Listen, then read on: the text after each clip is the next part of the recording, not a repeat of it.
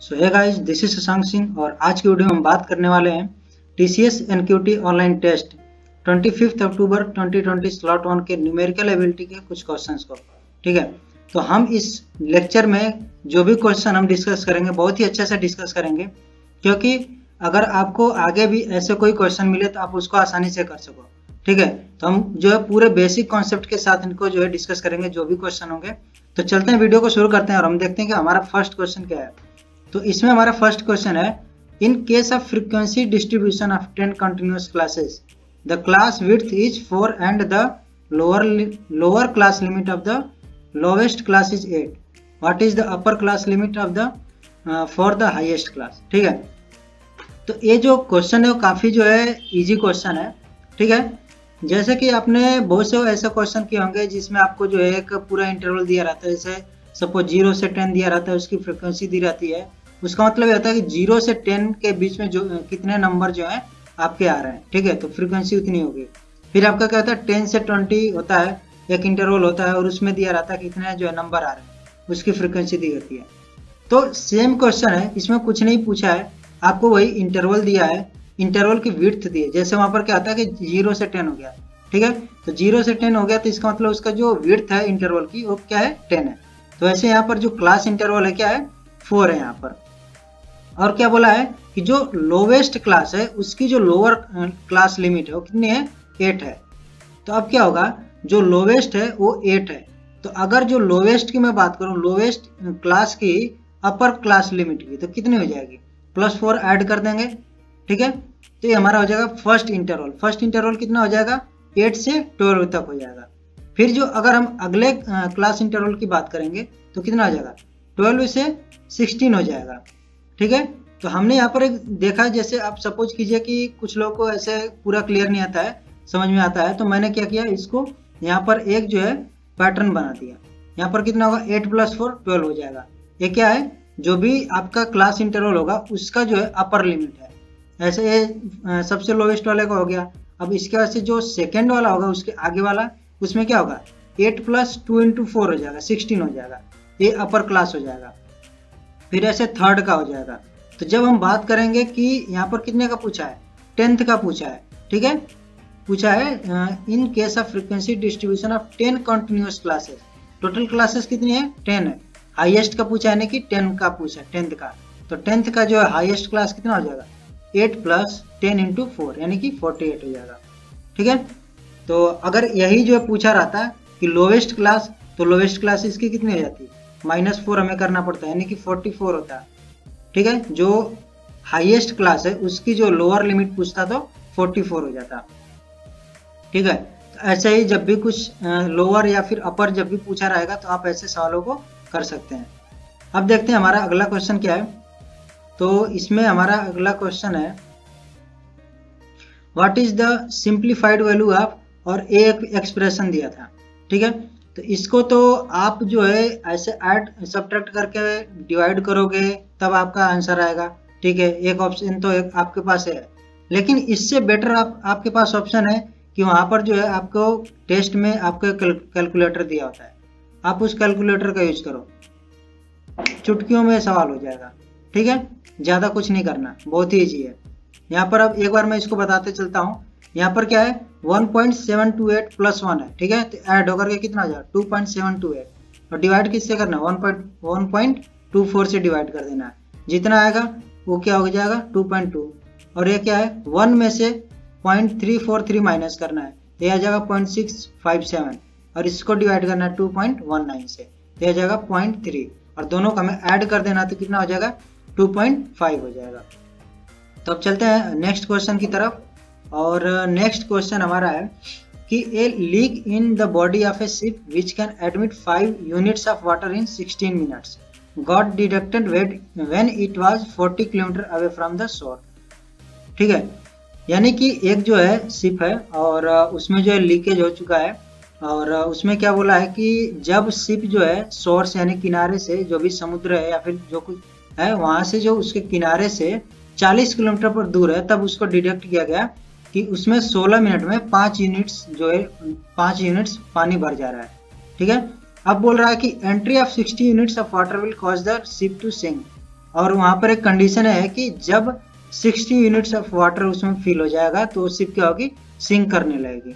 ठीक है, which has a pump that can throw out 12 units of water in 1 hour. यानी कि उसमें एक पंप है जो क्या कर रहा है, 1 घंटे में 12 यूनिट्स पानी जो है बाहर कर दे रहा है। और फिर added by the pump what should be the average speed in kilometre per hour. ठीक है, यहाँ पर किसने पूछा है, इसको भी आपको कंसीडर करना है। ये यहाँ पर रहेगा in kilometre per hour of the ship in order to reach the shore just before it starts sinking. तो आपको अब क्या कैलकुलेट करना है, आपको कैलकुलेट करना है स्पीड। ठीक है, आपको यहाँ पर क्या दिया है, आपको दिया है डिस्टेंस, आपको डिस्टेंस पता है, आपको स्पीड पूछा है, तो क्या करें, अभी हमें चाहिए टाइम। जब टाइम मिल जाएगा तो हमें क्या करना होगा, डिस्टेंस अपॉन टाइम कर देंगे। तो हमें टाइम कैसे मिलेगा, तो टाइम मिलेगा जो हमारे यहाँ पर दिया है 5 यूनिट्स जो वाटर फिल हो जा रहा है 60 मिनट में, और 60 यूनिट्स ऑफ वाटर 1 आवर में वो पंप जो है बाहर निकाल दे रहा है। अब जो है बोला है कि जस्ट बिफोर सिंकिंग, ये आपकी जो है बहुत इंपॉर्टेंट लाइन है। यानी कि अब क्या होगा कि 40 किलोमीटर जैसे ही कवर करेगा उसमें जो शिप में वो क्या होगा 60 यूनिट्स जो है पानी भर जाएगा। सॉरी, और मैंने यहाँ पर एक चीज गलत बोल दिया था कि जो है पंप 60 यूनिट्स वो कर रहा है, यहाँ पर कितना कर रहा है, पंप जो है 12 यूनिट्स जो पानी इसमें से बाहर निकाल रहा है। तो जब 60 यूनिट्स जो है पानी इसमें शिप में भर जाएगा तब क्या होगा, शिप जो है सिंक करने लगेगी। ठीक है, तो अब आपको देखना है कि कितने टाइम में 60 यूनिट्स जो है पानी उसमें भर जाएगा। तो हमें क्या करना है, हमें निकालना पड़ेगा कि 1 मिनट में कितना पानी जो है उसमें भर जा रहा है। ठीक है, तो हमने निकाल लिया 1 मिनट में कितना आ जाएगा। जब आपका 16 मिनट में 5 यूनिट उसमें फिल हो रहा है तो 1 मिनट में हो जाएगा 5/16 यूनिट्स। ठीक है, अब क्या होगा कि 12 यूनिट जो पानी 60 मिनट में बाहर हो जा रहा है, तो 1 मिनट में 12/60 इतना यूनिट्स पानी जो बाहर करेगा वो। अब क्या होगा, उसको हम डिवाइड कर देंगे 12 से, तो हो जाएगा 1/5 यूनिट्स जो पानी बाहर निकल रहा है 1 मिनट में। यानी कि अभी भी आप देखोगे, कंपेयर करोगे तो जो आपका फिल होने का जो रेट है वो ज्यादा है। ठीक है, एज कंपेयर टू जो पानी थ्रो हो रहा है। तो अब हम क्या करेंगे, सपोज कर लेते हैं कि जो हम 60 यूनिट जो पानी हुआ उसमें फिल होगा वो कितने में हो जाएगा, टी टाइम बाद वो फिल हो जाएगा, 60 यूनिट्स पूरी शिप में फिल हो जाएगा। तो अब टी टाइम में कितना जो पानी फिल होगा जो उसमें होल है उसकी वजह से, तो हो जाएगा 5/16। यहाँ पर आपने 1 मिनट में निकाला है और यहाँ पर टी को हमने किस में लिया है, टी जो हमारा है मिनट में है। ठीक है, इसको ध्यान रखना, टी हमारा है मिनट में। तो ये जो 1 मिनट में इतना यूनिट उसमें फिल हो रहा है तो टी मिनट में हो जाएगा इतना यूनिट फिल होगा। अब क्या होगा, हमारा जो वो जो मोटर है वो पानी को थ्रो कर रहा है, कितना थ्रो कर रहा है 1 मिनट में 1/5 मिनट्स। हमें क्या करना पड़ेगा, टी टाइम जो हमारा है जिसमें वो फिल हो रहा है, टी टाइम में कितना वो थ्रो करेगा, और जो थ्रो कर रहा है उसको माइनस करेंगे और वो कितने के बराबर आना चाहिए, 60 के बराबर। यानी कि जस्ट बिफोर सिंकिंग, यानी कि 60 यूनिट जो पानी से फिल हो जाए जैसे ही शोर पर पहुंचे। अब क्या होगा, हमारे पास एक सिंपल सी इक्वेशन मिल गई है। ठीक है, हमारे पास एक सिंपल सी इक्वेशन है और इससे जो हम टी की वैल्यू कैलकुलेट कर लेंगे। यहाँ से हम टी की वैल्यू कैलकुलेट कर लेंगे और ए आएगा आपका 1600/3 मिनट आएगा।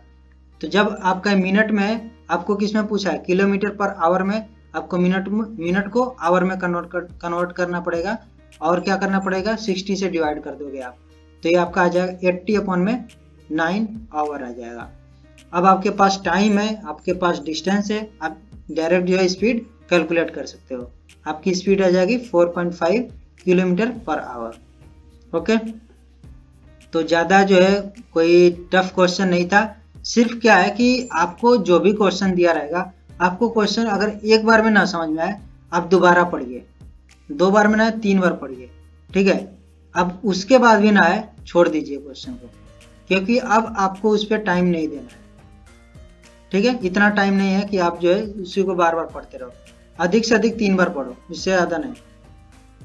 ठीक है, अब चलते हैं नेक्स्ट क्वेश्चन की तरफ और हमारा नेक्स्ट क्वेश्चन है, what is the 4th proportion of the mean proportionals between, और ये आपके नंबर्स दिए हैं। ठीक है, तो इस सवाल को हम करने से पहले हम सबसे पहले देखते हैं कि 4th प्रोपोर्शन हमारा होता क्या है।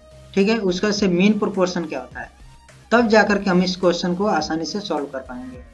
तो जो हमारा फोर्थ प्रोपोर्शन होता है, तो जब भी हमें जैसे डेटा दिया होता है, यहाँ पर जैसे मैंने लिखा है x और यहाँ पर रेशियो है y और ये जो है यहाँ पर इक्वल का भी साइन होता है, ठीक है, आप इसको इक्वल का भी साइन यहाँ पर लगा सकते हो। इस तरह से कुछ होता है। तो आपका क्या होता है कि x का यहाँ पर x raise to Y equals a raise to b है। तो यहाँ पर जो b की वैल्यू अगर हमें फाइंड आउट करनी हो सिर्फ b की, तो हमारा होगा फोर्थ प्रोपोर्शन, ठीक है। यानी कि जब हमें तीन डेटा दिया हो, तीन नंबर्स दिए हो, तब हमें चौथे वाला लास्ट चौथे वाले को अगर फाइंड आउट करना होगा तो हो जाएगा हमारा फोर्थ प्रोपोर्शन। लेकिन अगर हमारे पास दो नंबर सिर्फ दिए रहते हैं तब हमें फाइंड आउट करना होता है थर्ड प्रोपोर्शन। जैसे यहाँ पर सपोज जो है हमारे पास अगर b और y दो वैल्यूज दी रहे हैं तो हमें थर्ड प्रोपोर्शन फाइंड आउट करना होगा। तो क्या करेंगे, थर्ड प्रोपोर्शन हमारा हो जाएगा a वाला होगा, ठीक है। तो जो हमारा सेकेंड नंबर रहेगा उसको हम फिर लिखते हैं, जैसे हमने y को लिखा है यहाँ पर अगेन y, यहाँ पर हमने क्या लिखा है y, ठीक है, उसका से a। तो a जब फाइंड आउट करेंगे यहाँ पर तो हो जाएगा थर्ड प्रोपोर्शन। अब मीन प्रोपोर्शन क्या होता है, तो जब आपको दो नंबर्स इस तरह दिए हो, जैसे आपको b दिया हो और आपको a दिया हो, ठीक है, आपको b और a दिया हो, तब आपको जो मीन प्रोपोर्शन फाइंड आउट करना होगा वो होगा आपका y, ठीक है। तो आपको y इस तरह से दो बार लिखना पड़ेगा। अब क्या होता है कि आपको पता होगा कि यहाँ पर क्या हो जाएगा, b इंटू ए इक्वल्स y इंटू वाई हो जाएगा। ये क्या हो जाएगा, ये हो जाएगा आपका y इंटू वाई,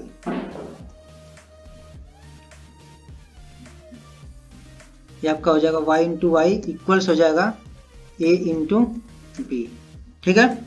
इतना आपको पता होगा। उसके बाद से क्या हो जाएगा, उसके बाद से हो जाएगा Y square equals a into B हो जाएगा, ठीक है। तो आपको जब y की वैल्यू फाइंड आउट करनी होगी तो y इक्वल्स हो जाएगा a इंटू बी के पावर में 1/2 हो जाएगा, ठीक है। तो अब हमें जो y की वैल्यू मिलेगी ये हमारा होता है मीन प्रोपोर्शन। जो y है क्या है, हमारा मीन प्रोपोर्शन है। तो हमें इसी तरह से दो नंबर दिए हैं 4 और 6.25, जो कि किसके जो है उसमें वैल्यू दी है, a की वैल्यू दी है और b की वैल्यू दी है। अब हमें क्या करना है, a और b की जगह पर 4 और 6.25 रखेंगे और जो मीन प्रोपोर्शन होगा उसको फाइंड आउट कर लेंगे, ठीक है। तो मल्टीप्लाई करेंगे और उसका स्क्वायर रूट लेंगे तो आ जाएगा 5। ऐसे ही मीन प्रोपोर्शन इस वाले नंबर का, फिर ऐसे ही इस वाले थर्ड का, ठीक है, इस वाले का।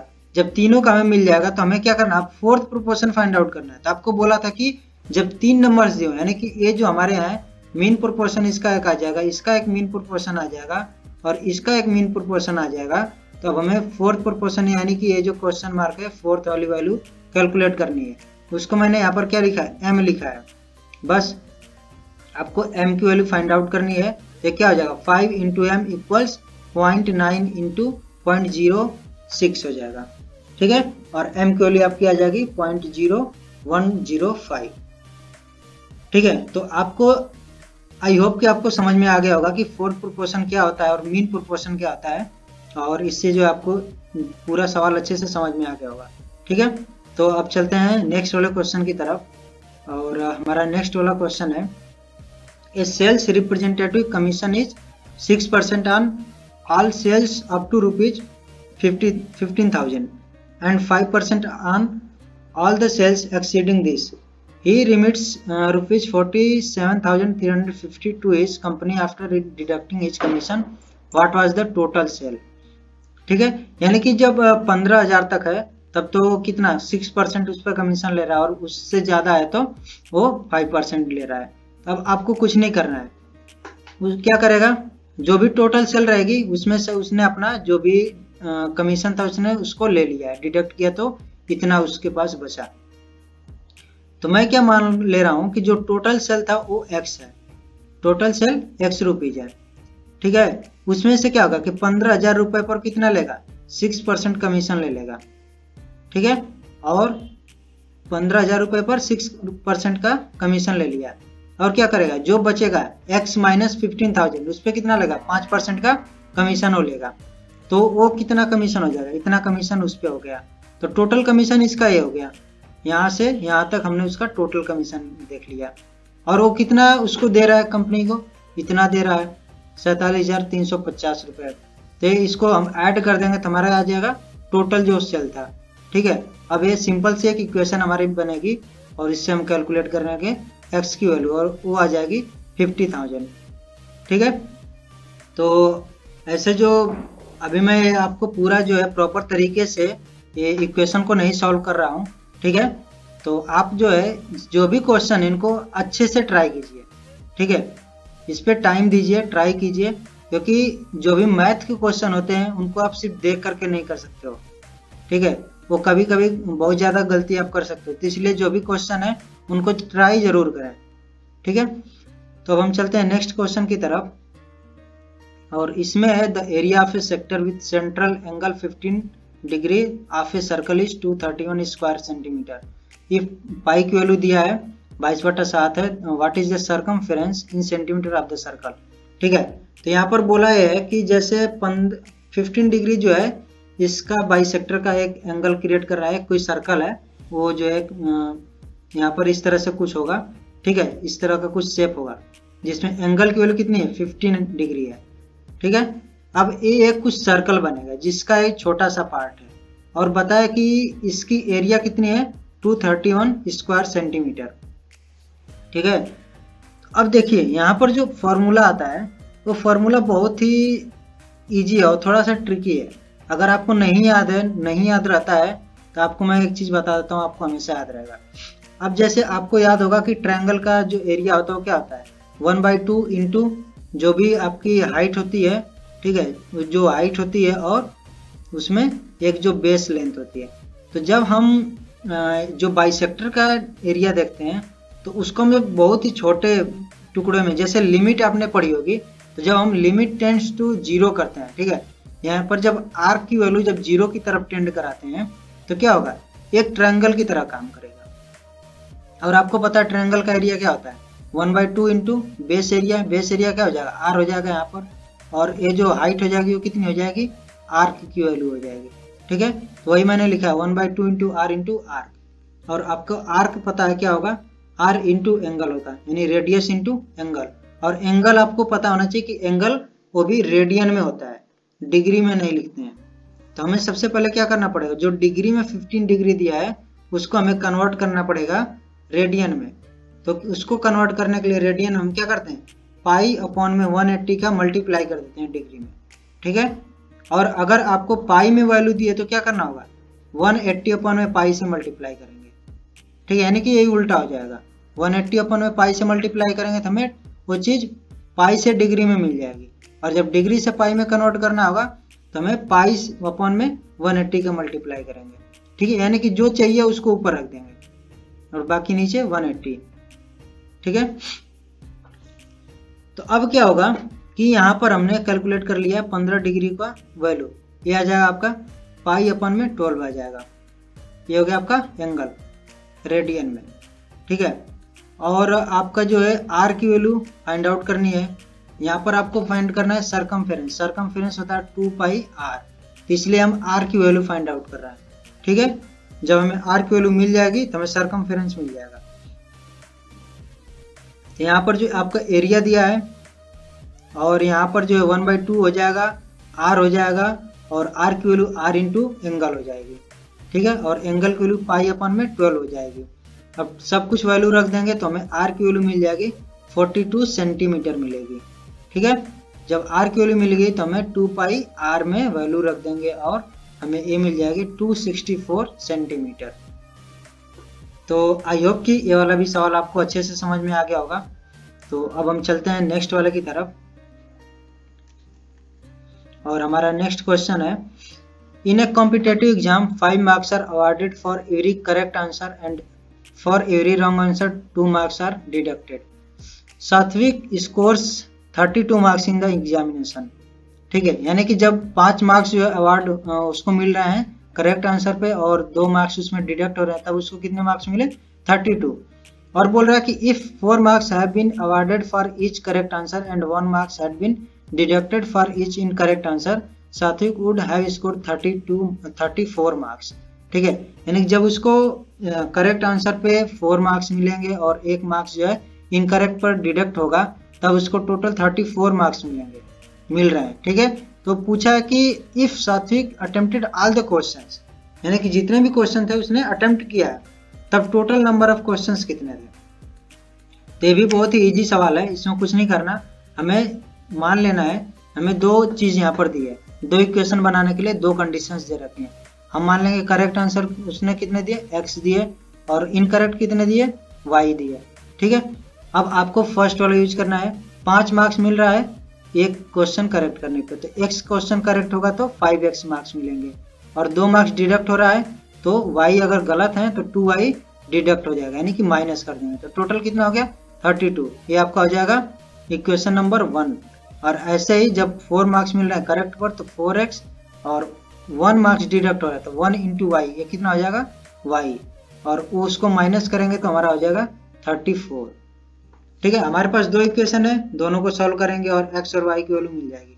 तो हमारा पूछा क्या है, x और y की वैल्यू नहीं पूछा है, पूछा है कि टोटल कितने क्वेश्चन पेपर में थे, how many questions were in the test. तो हमें क्या करना पड़ेगा, x और y को ऐड कर देना पड़ेगा। ऐड क्यों कर रहे हैं, क्योंकि जो सात्विक था उसने सभी क्वेश्चंस को अटेम्प्ट किया था जितने भी थे, इसलिए हमने दोनों को ऐड कर दिया। तो कितना आ जाएगा 26 आ जाएगा।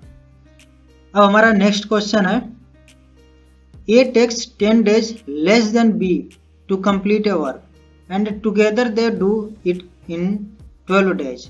In how many days can B alone do the work? ठीक है, यानी क्या बोल रहा है कि जो B है, देखिए A takes 10 days less, ठीक है, यानी कि जो B से क्या कर रहा है, A जो है 10 दिन कम टाइम ले रहा है। तो हमने क्या मान लिया, X डेज में B कंप्लीट कर रहा है, कोई भी काम है, जो काम है उसको X डेज में कंप्लीट कर रहा है, तो A कितना करेगा, उसमें से 10 माइनस कर दें क्योंकि वो 10 दिन कम ले रहा है, A करेगा X माइनस 10 डेज में। अब क्या होगा, हमें जब भी ऐसे सवाल वर्क टाइम के जो क्वेश्चन होते हैं उनको हमें क्या करना होता है, एक दिन में कितना जो है पार्ट उस काम का वो जो भी पर्सन है उसने किया है उसको हम देखते हैं। ठीक है, तो जो A है वो एक दिन में कितना पार्ट करेगा, वो करेगा 1 में x माइनस 10 पार्ट जो है उस पूरे काम का करेगा। ठीक है, और जो B है वो कितना काम करेगा, 1 में x करेगा। अगर ये चीज अभी आपको नहीं समझ में आई तो मैं इसको और अच्छे से समझा रहा हूँ।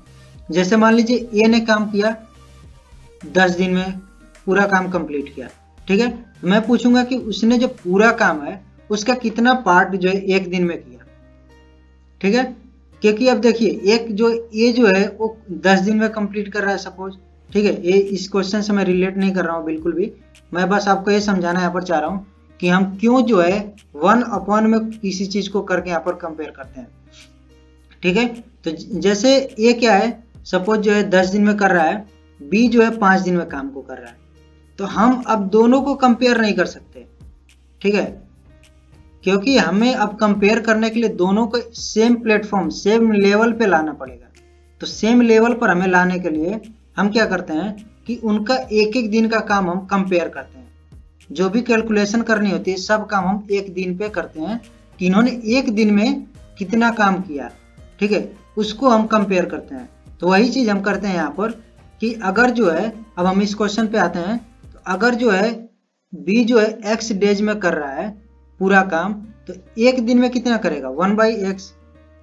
ठीक है, 2 दिन में कितना करेगा वो, 2 दिन में कर देगा 2/x, 3 दिन में 3/x, 4 दिन में 4/x, 5 दिन में 5/x, x डेज में कितना करेगा x/x, यानी कितना हो जाएगा 1, और 1 का मतलब पूरा कंप्लीट काम हो गया, जो भी टास्क है वो पूरा कंप्लीट हो गया।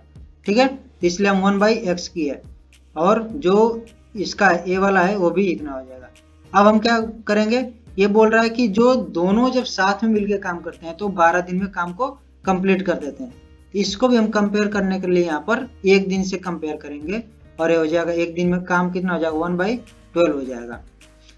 अब क्या है, हमारे पास सिंपल सी इक्वेशन है और एक क्वाड्रेटिक इक्वेशन बनेगी यहाँ पर, जिसको हमें सॉल्व करेंगे तो इस तरह से फैक्टर हमें मिलेंगे x - 30 और x - 4, और x की वैल्यू हो जाएगी 30 और 4। ठीक है। अब इसमें से कौन सा आंसर होगा, 30 होगा या फिर 4 होगा। तो अब जो है इसको वेरीफाई करने के लिए हमें कहाँ जाना पड़ेगा, हमें एकदम फर्स्ट लाइन पर आना पड़ेगा।